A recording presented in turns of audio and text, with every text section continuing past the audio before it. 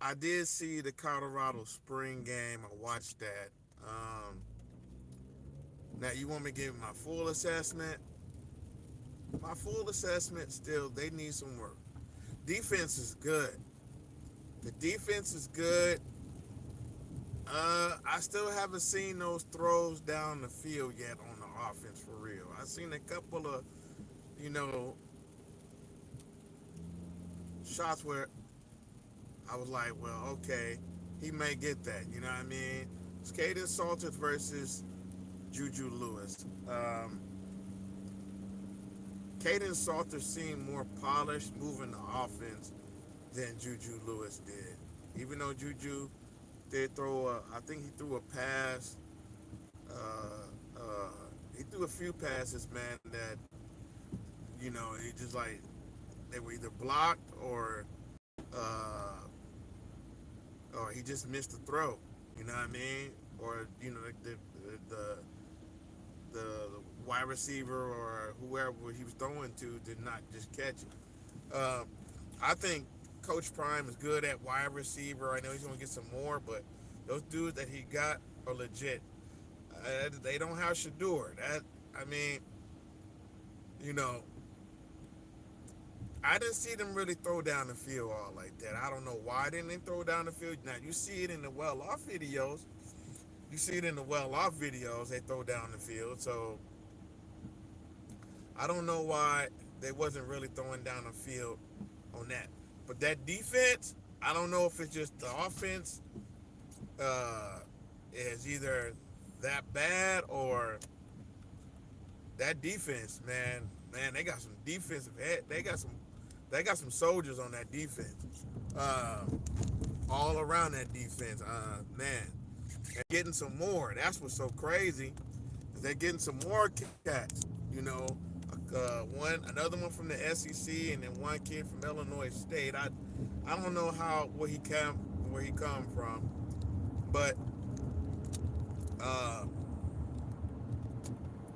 I see some upside. I just don't know. I know how legit Caden Salters is, man, because Caden Salters put up numbers at uh,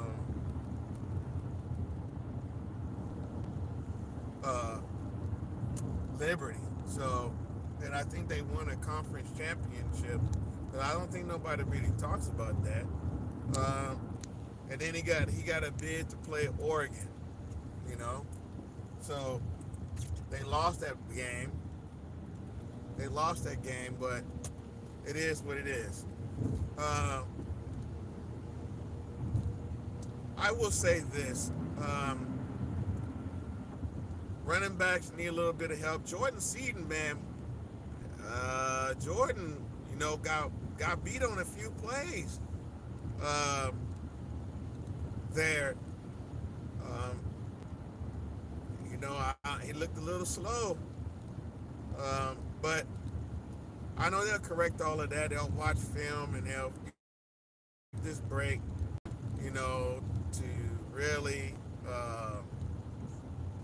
adjust and try to correct things and learn their offense and defense. So they got plenty of time to learn their offense and defense between now and the summer before they start summer practice and everything like that. But I see upside to Caden Salter, man. I think Caden Salter might win the job.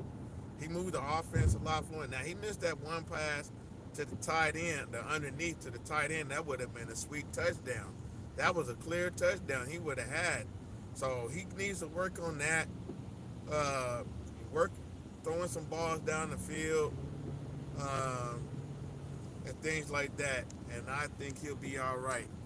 You know, we're so used to having Shador be able to just throw to a wide receiver and it's on the money. I think he needs to go to like Caden Salters and Juju need to work with Colbert, man. Colbert, because Shador and Cam Ward's quarterback coach, man, if they go work with them, I believe that they could those quarterbacks are going to do a lot better because accuracy wise. Because look at Cam Ward and look at Shador, how accurate those guys are.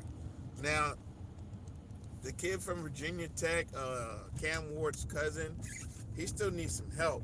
Um, but other than that, um, um, I would go to Colbert, man, and work with on their game this summer because I'm telling you, man, if Caden Salters can be, accurate, man, I can see Caden Salters, up for Heisman too. You know what I mean? So, but they got that first game with Georgia Tech at their house, and it ain't gonna be easy. It's not finna be easy. In every game after that, I think they got one easy game. After that, there ain't no easy games for Colorado. So they're going to have to really, work on that. Defense didn't look bad at all. I was not disappointed with defense at all. I was like, man, they gave up a couple of yards, but after that, they was like, nah, man, we ain't having it, right? And then I understand the little red zone practice and getting red zone. They need to work on that a little bit on the goal line, defense, goal line, But other than that, they did get a couple of stops in the red zone. So forced their own team, their offense to uh, kick a field goal. But like I was saying before, Jordan Seaton, he's going to have to work to check out the film and see where he got burnt at. You know what I mean? Because he got burnt a few times. By one of them was by, I believe, number 53. Number 53, like, went around him and, man, he was gone. He left Jordan Seaton just like sitting still. You know what I mean? A couple of times. Uh, I don't know if that's Arden Walker, but man, whoever that was. And then I saw number 49. He's doing some stuff. Uh, so that secondary, Colorado, Lord have mercy. They're good. They some shutdown guys. Number 37 and number 22 is the ones that stood out to me. 37 and 22. I think one name is Branch, and I forgot the other kid's name, but that other kid, 37 or 30 something, he's 37, I believe. Hey, man, I think he's a freshman. He's gonna be a monster. I think he's 6'3" or 6'4", and that's what Colorado need. They need tall defensive backs. So they're looking good, man. They just finna get even deeper through the portal. But man, Colorado needs some running backs. I don't think Dylan Hayden and Hood is going to be the final answer. I think they're going to need some bigger running backs, ones that at least 6', 6'2", get a couple out the portal. Man, there's some sitting at the top. I saw a few sitting at the top. They haven't been taken yet. I know one I saw from Georgia Tech. Maybe he's already been taken already. But man, there's some good running backs out there that we need to get some speed. Some speed, and some ones who want to avoid contact but also give contact. Give that boom. So hopefully we'll see a couple of more that will come in. Uh, I want to say something about the Nico thing, man. Like I said, Nico, Nico's gonna be fine. He's gonna be okay, man. All these haters that's hating on Nico for leaving Tennessee. Um, I feel like Nico is actually going to put himself in a better position because they got more people they can get endorsements from out west at UCLA, commercials, things like that. So I'm thinking that he can eat better out there, even though his money might be cut down a little bit, from 2 point to 1 million, but uh, um, a season. But he can make some of that money up on in endorsements, kind of like Travis Hunter did and Shador Sanders did with endorsements. So, um, and obviously, I feel like they wasn't doing Nico right, just as much as that the fan base of Tennessee saying that um, he wasn't doing right by trying to get more money. But the guy took you to the playoffs. Then what was the other SEC quarterbacks that went besides for Texas and Georgia quarterback? And then Georgia's quarterback left in the middle of the playoffs, pretty much. He checked out and went to Miami. So I'm just saying, man, you can't dog Nico for wanting more when he got you to the playoffs. He did. I don't care what anybody say. Yeah, they did. They lost in the freezing cold to Ohio State. It was freezing cold out there. Ohio State got the upper hand in freezing cold, bro. They used to that, playing in that. Nico and them are not used to playing in that, and he still played his heart out. And y'all can't give him a bag, a little bit more of a bag. That's on Josh Heupel. What has Josh Heupel won? He had a winning season with Hooker. He had a decent season with Milton. Other than that, he never won his conference. Okay? And I think, did Hooker beat Bama? One of them beat Bama. I don't know if Milton beat Bama too, but beat Bama. I think it was Hooker. I'm not for sure. Uh, one of those players beat Bama. Okay. But then Nico comes in, the next season, gets them to the playoffs. Okay. And they lose. But other than that, Nico did not have a bad season. Yes, he had some bad games, but overall, he did not have a bad season. And so a lot of these folks up here talking bad about him, he's not deserving of this, or deserving of that. When you see sorrier quarterbacks than him, Carson Beck get a bag. And I don't think Carson Beck is all that, man. He's not. He's not going to do what Cam Ward did. I don't think he will. Not throwing wise.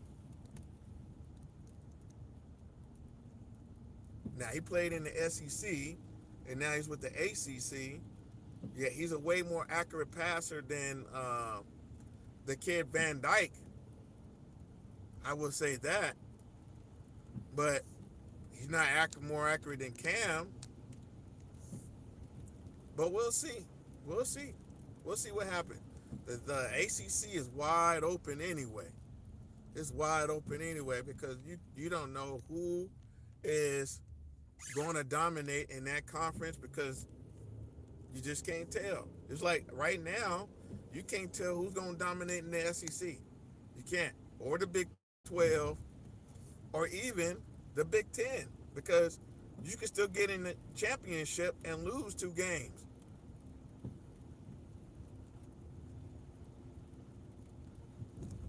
So it is what it is. But best believe the SEC is going to try to squeeze as many teams as they can into that playoffs. They are. They are going to try and try and try, and even cheat their way in. But it is what it is, man. Yo, I just wanted to talk about a little bit of Colorado spring ball and also Nico. And Shout out to Michael Vick, man. Michael Vick is doing some things up there, and Deshaun Watson. Michael Vick over at Norfolk State and Deshaun Watson at Delaware State. And shout out to what is it? Is that Charlie Ward? Was that Charlie Ward that just got a basketball job? And he was the Heisman Trophy winner, I believe, for college football at FSU. So, thing with Charlie Ward. Um, uh, but anyway, um, I think it was. Um, don't quote me on this yet. But anyway, man, I'm just excited for the new football season and what we got in store, man. And I pray that all these teams do well. USC do well. You know what I mean? I haven't seen too much on USC as far as who their players are and what they got. I do. They got Jaden Mayava, and I hope Jaden Mayava steps his game up and do his thing, and um, become a more accurate quarterback passer. You know, uh, last year he had to me as many interceptions as uh, the kid that left. So that went to Louisville. Um, what's his name? Not Keaton Slovis. Whatever. I forgot his name. But the quarterback, number 7, that was there. He was actually a good quarterback, and I was mad that they ran him off because Jaden Mayava threw just as many interceptions when he took over the helm, and it is what it is. Everybody was like, "Well, Jaden Mayava," but he did beat Texas A&M. It was an ugly game, but he won. You know, but we hope he gets more accurate with his throws and do his thing this coming season. All right, y'all. I'm out of here. Till the next time. Deuces.